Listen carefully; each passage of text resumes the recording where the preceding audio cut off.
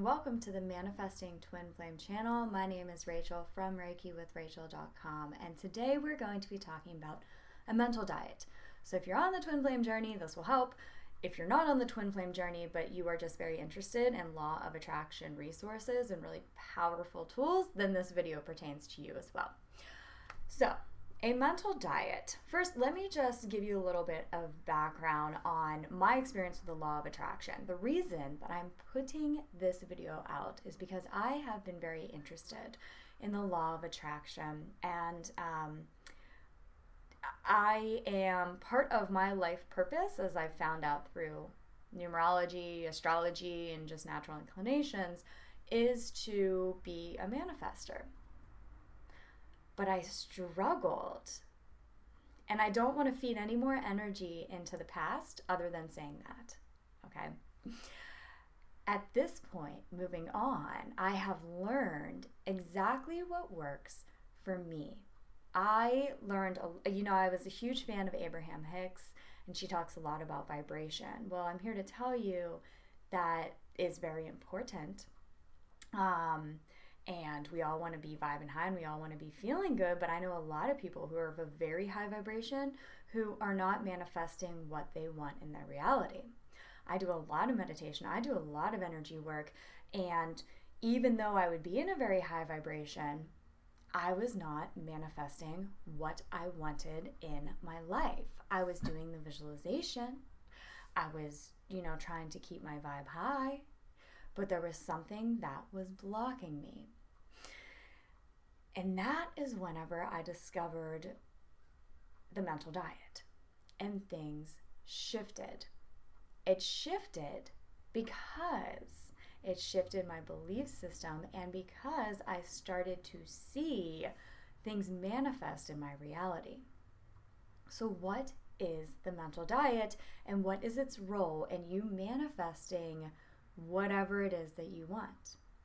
The mental diet is being very, very cautious of your thoughts, just like any other diet would be. If you're on a keto diet, you know that you're not going to be having sugar and carbs and all that kind of stuff. Like, you just cut it out. The mental diet, you are simply cutting out all the negative self-talk, all the doubt, all the complaining, all the focusing on what is that you don't like. And just like a regular diet, when you cut it out, you're going to get cravings. You're going to get cravings for these old thinking patterns. And just like a regular diet, you have a decision in every single moment if you're going to feed into that craving or if you're going to choose a healthier option. You have the option to choose the cheesecake from your old negative thinking, or you have the option to choose a healthy fruit smoothie. And that's the positive affirmation. So what does a mental diet look like in reality? Okay, so a mental diet is becoming very aware and cautious of what you are thinking about everything. And it sounds hard, and it's not hard. The mental diet is not hard. It's the resistance that we have to it that creates the struggle. What I found when I started my mental diet is, even though I would be in a high vibration a lot of the times, when I would think about certain things, my mind would always go to the same areas of lack and doubt, and this probably isn't going to work out, and people aren't going to like me, and it's not going to be good enough. I know that my first YouTube channel that's still up, Reiki with Rachel,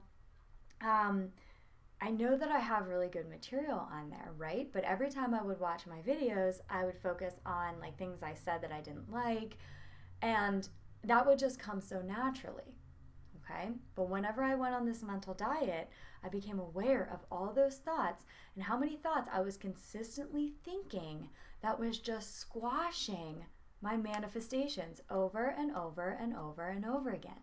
So for those of you on the Twin Flame journey, for those of you who are wanting to attract a healthy, beautiful, loving relationship, how do you think about that other person? How do you think about the situation? How do you think about yourself in that relationship? Pay attention to those thoughts. And so what you're going to notice when you start this mental diet is that a lot of the chatter is, although it seems comfortable and it seems natural and it seems easy, it's very negative and it contradicts everything that you're wanting to call in. So we're not allowing it on the mental diet. Now, we're not fighting against it, but we're not feeding it energy. So if something comes up, let's say with your twin flame or your partner or your specific person, loving relationship, and they do something, they send you a text message that just says, hey, okay? And then your thoughts automatically go to, what do you mean just hey? Like, that's all you have to say to me? Like, oh, he doesn't respect me, you know, the same old bullshit. Like, that thought pattern, what you're feeding energy to, the reality that you're feeding energy to, is going to keep you stuck in this old paradigm, okay? So instead, whenever he sends you that text of hey, then you stop those automatic thoughts. You're just like, oh, those are old. Like, you can label them. Those are old thoughts. You can laugh at them. You can say, oh no, like, this isn't the way it is. And then you insert what you want to happen. Okay, just like you would do a visualization, a vision board. We're not paying attention to current circumstances. We are inserting affirmations that are building the reality that we are manifesting, the one that we're aligning to. Okay, so if you were in a beautiful, happy, loving relationship and somebody texted you, hey, your specific person, your twin flame texted you, hey, how would you respond? You wouldn't get angry, right? You wouldn't jump to all these negative assumptions. No, you'd be like, oh, you know, they're probably busy, period. And then you might go on to think, I'm so grateful that we're in a great relationship. I'm so grateful that I am confident in myself and they are happy and successful. Like, our life together is just amazing. You know, we've done so many amazing things. We have all these trips planned. They're successful at business. I'm successful at business. Every single day we come home, we cook dinner together. Like, you can just have fun with it. Like, go off on this tangent of what you want to think, what you want to create. And every single time you do that, you're putting a penny in the manifestation jar.